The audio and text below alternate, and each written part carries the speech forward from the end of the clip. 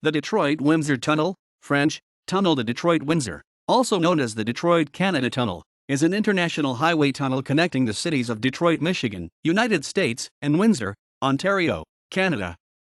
It is the second busiest crossing between the United States and Canada, the first being the Ambassador Bridge, which also connects the two cities.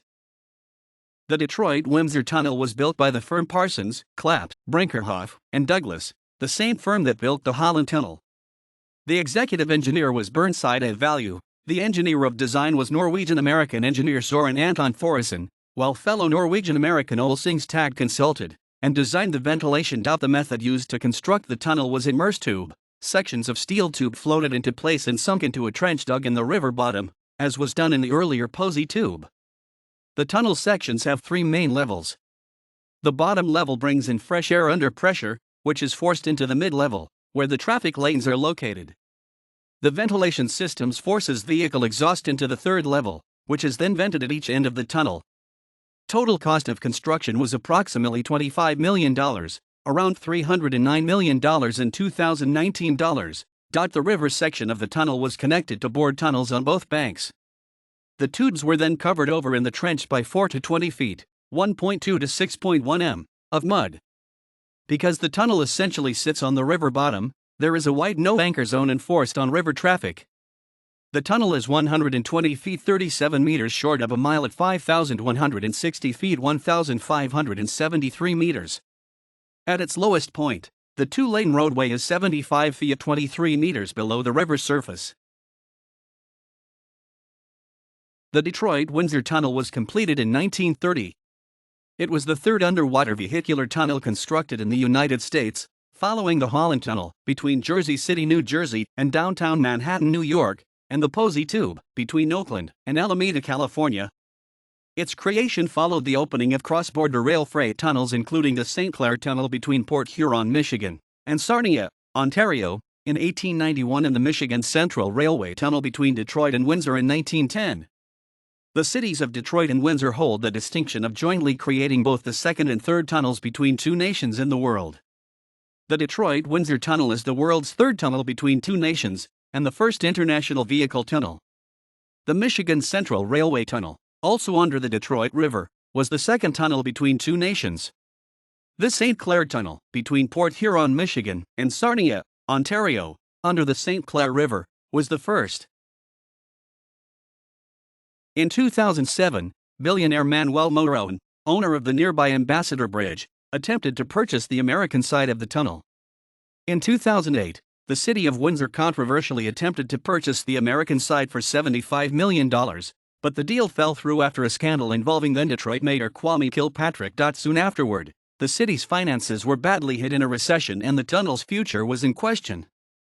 Following Detroit's July 2013 bankruptcy filing, Windsor Mayor Eddie Francis said that his city would consider purchasing Detroit's half of the tunnel if it was offered for sale. On July 25, 2013, the lessor, manager and operator of the tunnel, Detroit-Windsor Tunnel LLC, and its parent company, American Roads, LLC, voluntarily filed for Chapter 11 bankruptcy protection in the United States Bankruptcy Court for the Southern District of New York.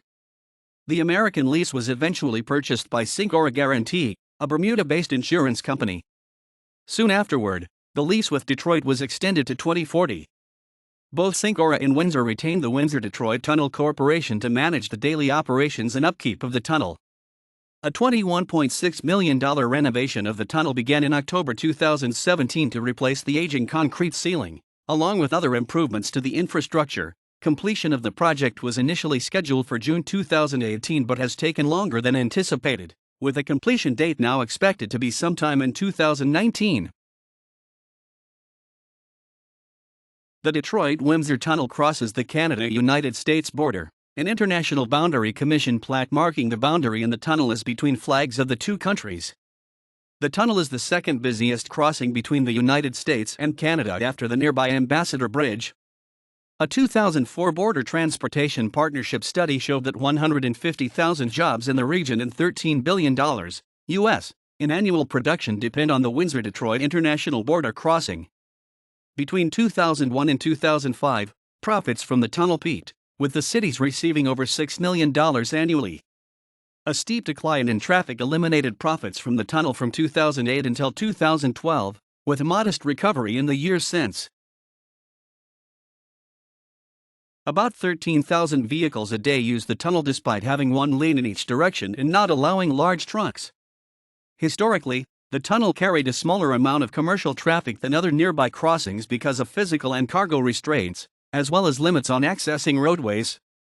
Passenger automobile traffic on the tunnel increased from 1972 until it peaked in 1999 at just under 10 million vehicle crossings annually. After 1999, automobile crossings on tunnel declined, dropping under 5 million for the first time in over 3 decades in 2007. Traffic on the tunnel later recovered slightly in the following years when the economy began to improve after 2008. Vehicles pay a fee to pass the tunnel. Motorcycles are prohibited from using the tunnel. When the tunnel first opened in the 1930s, the operators had a unique rescue vehicle to tow out disabled vehicles without having to back in or turn around to perform this role. The vehicle had 2 drivers, one facing in the opposite direction of the other. The vehicle was driven in, the disabled vehicle was hooked up, then the driver facing the other way drove it out. This emergency vehicle also had 600 feet 180 meters of water hose with power drive and chemical fire extinguishers.